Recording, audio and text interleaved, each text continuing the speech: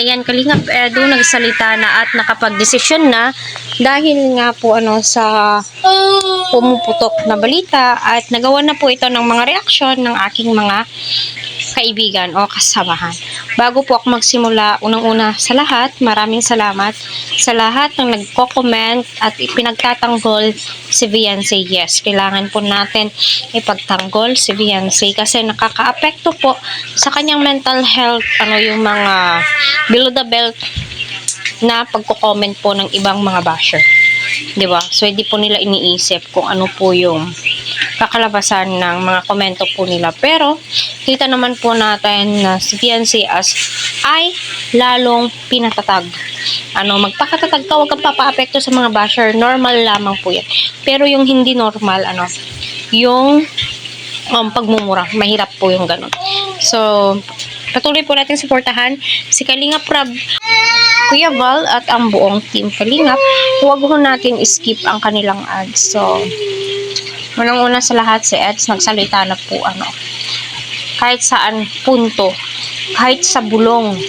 Grabe po yung bulong ng Edsy ngayon. Kaya, ang ibang mga supporters ng Edsy, fans ng Edsy, ay nakafocus po talaga sa Edsy. Lalong-lalo na po sa Reels, TikTok, FB Short, YT, ay kita naman po natin. Sila po yung laman o usap-usapan ngayon sa social media under Kalingap. 'Di ba? So, totoo naman po kasi ibang-iba po talaga ang Edsy.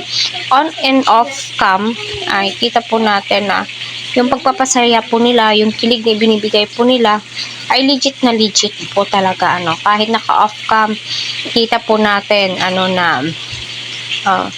effort po talaga itong si Kalingap Edu para kay Viancy, which is napakalaking tulong po iyon o napakalaking bagay po iyon bilang supporters ng Edsy na makita mo na si Edu ay mahal niya po itong si Viancy kahit na napakaraming nang babash po sa kanila ay hindi po sila nagpapa-apekto. Sa salitang nagdesisyon na si Eds, yes, nagdesisyon naman po talaga si Eds na ligawan niya itong si Viancy. Kaya marami ang hindi sang-ayon kasi hindi daw makapag-focus si Viancy sa kanyang pag-aaral. Paano nyo sinabi, diba? Tinanggihan nga po ni Viancy o hindi nga po sila nakapag-vlog nung 9 monthsary nga po nila dahil nga po exam that time. Kaya wag po nating sabihin na hindi po makapag-focus itong si Viancy, di po ba?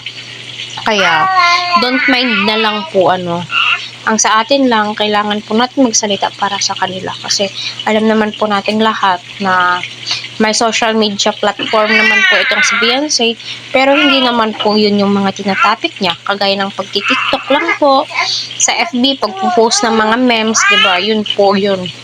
Kaya kailangan natin i-reach out at i-voice out yung mga saloobin po natin as supporters ng Team Edsy, diba?